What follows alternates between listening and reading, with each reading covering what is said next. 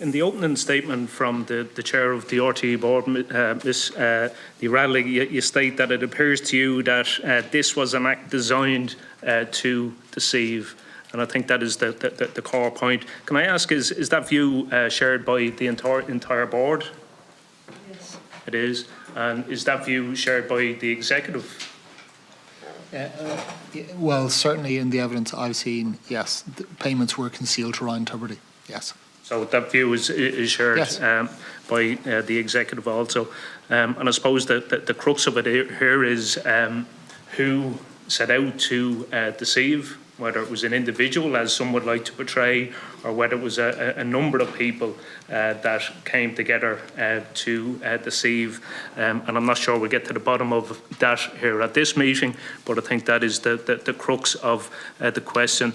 To go back to a point that was raised early on, just in terms of the Director of Finance, and he was asked as to when he was first approached by Deloitte, the 7th of March, am I right in saying that? At that stage, they expressed concern about two of the invoices, two of the payments, 75,000 each, I'm correct in saying that. And you approached the Forbes at that point, and you set out a narrative in which Forbes stated that these consultancy invoices were for NK itself, and they related to how RTE restructured itself during COVID. I'm right in saying that.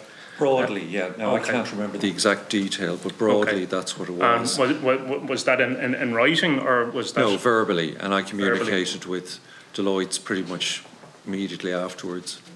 Okay, verbally. okay. And at that point, you already expressed that you didn't have any concerns around Noel Kelly, given this type of consultancy work of that nature. That didn't set off any alarm bells or raise any flags of concern within for yourself?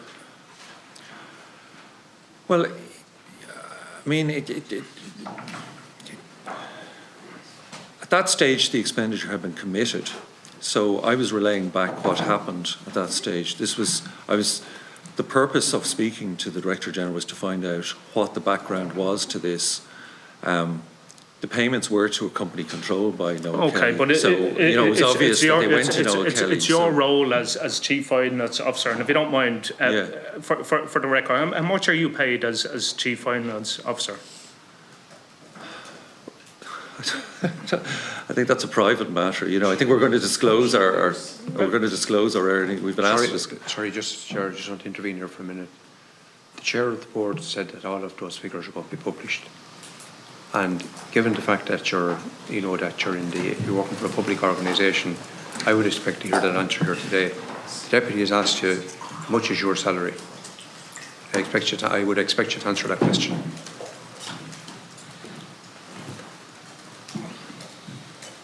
I don't know what my exact salary is off the top of my head, but I can give you. I can give you. It's absolutely outrageous. I can give you an Chief Financial Officer of RT can't tell us what he's paid. We're supposed to buy that.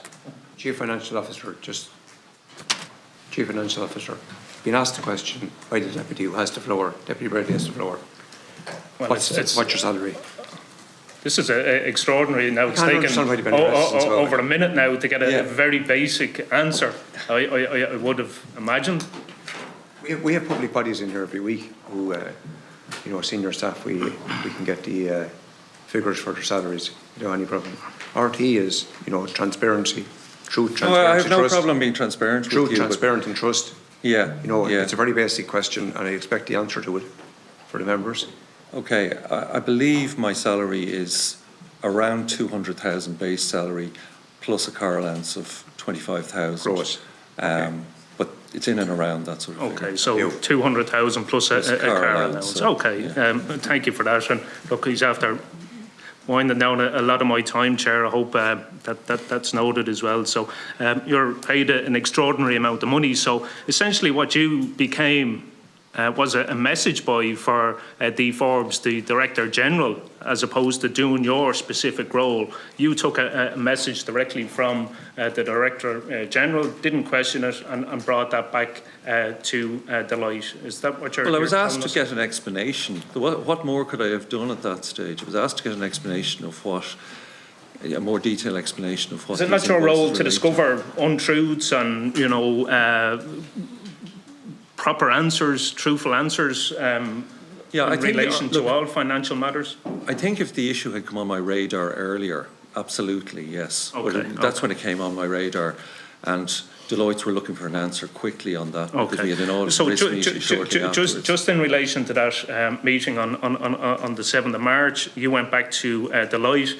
Deloitte then went to the Director General at that point. Okay. So I understand. It's your understanding, and they were unhappy with the response that was given at that point. Yesterday, I think Adrian Lynch stated that when he was asked a specific question in relation to Ryan Tubridy and his announcement on the 16th of March that he was stepping down from his role in presenting the Late Late Show. And you said there was absolutely no way he would have known that this was going on in the background when that decision was taken. Do you stand over those comments? No, I actually don't after yesterday, because just to give context, because I knew it would come up. So what I'd actually done was I was trying to work out the day the Director of Content told me that Ryan Tubridy had come into his office to tell him that he was stepping down. So I went back and checked my email, because I had sent him an email with a list of potential presenters, and that was on, I think it was March 13th. So in my mind, I didn't realise that actually the CFO had contact from the auditors on whatever it was, March the 10th or whatever. So just to clarify that. Okay, so Ryan Tubridy could well have been informed by somebody that this process or these concerns had been raised. Yep. Based on the information from yesterday, it's possible. Okay. Can I ask, Mr. Collins, did you have any conversations with Noel Kelly or Mr. Tubridy in relation to this process? No conversations. Is anyone aware of any conversations or discussions that the Director General may have had with the agent representing Mr. Tubridy or Mr. Tubridy himself? The only conversations I was aware of was between the Director of Content and Ryan Tubridy. Okay, so it would be reasonable to say that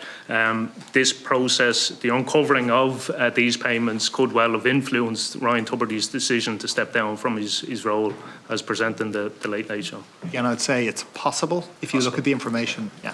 Okay, just in relation to the tripartite agreement, the deal, and the payments. I want to focus on year one, and we know that Ms. O'Leary, you've already stated that you negotiated, that you were responsible for that part. Yes, I was asked to represent that proposal to Renault in March 2020. Yes. Okay. And in relation to the credit note that was issued by Renault, who was that issued? Renault. Yeah. So my initial meeting with the client was on the 9th. Renault. Sorry, it was on the 9th of March. The client said he would consider it. He'd run through his finance department. The week afterwards, COVID broke out. So obviously it wasn't a priority for him. So by the time we actually reconnected on it and got to see how we could work through it, it was July 2020. Okay. And had they sought that credit note? The client was very clear from the beginning that it would have to be cost neutral, that he did not have any incremental money. By the time it came to July, when we were raising the credit note, a large part of the value of what Renault should have got through their late sponsorship hadn't happened, because a key part of their broadcast sponsorship, which is the 3-year contract, which I was referring to earlier, includes 20 tickets per week and hospitality at RTE. Okay. So that value did not happen from the 20th of March through to September because of COVID and no audience. And that the credit note, the request for the credit note, then that went to where did that go from there? I sent the request, the credit note, to my finance manager in commercial and the CFO. And the CFO, okay. So, Mr. Collins, you would have got sight of that request at that stage? Okay, and what was the nature of the request? What was explicitly stated on it that the credit note was for? The credit note was for a credit note to Renault in relation to the sponsorship.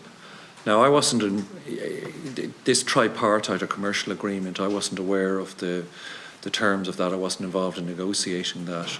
So, you know, to be honest, I didn't cop what this was relating to. Didn't cop? Did you ask? Well, I didn't ask because I wasn't aware of the terms of the Renault relationship or the commercial you were asked to sign off on. Well, I wasn't asked. No, I wasn't asked to sign off on it. It was processed, and I was copied on an email then. That copied on an email. So yeah, so I was aware that. You asleep at the wheel? No, I wasn't. I was aware. Well, it appears you were asleep at the wheel on several fronts, sir. The Director General was involved in this. I took comfort from a control point of view that the Director General was looking at this. Now, at the time, you've got to remember at the time, I was dealing with a number of major issues in the organisation. It was the start of COVID, or early on in COVID. It looked like RTE could run out of cash. We had an accounting system implementation that was not going well and could have caused major problems for the business. We had 2 big tax audits we were under pressure on. And just a very final point, Chair, just a very final point. So it is very clear then that from year 1 of the contract, not when we're told it was only year 2 and 3 that the guarantee kicked in. Year 1, RTE were actually paying the 75,000. So RTE were propping up. So essentially the guarantee was there from year 1. Contrary to what has been stated by Miss O'Leary, that she wasn't aware of any guarantee to underpin. I wasn't aware that it was underwritten because I didn't have sight of Ryan Tubridy's contract. Thank you. Moving on. I'm going to suspend the meeting for 5 minutes and return then and continue.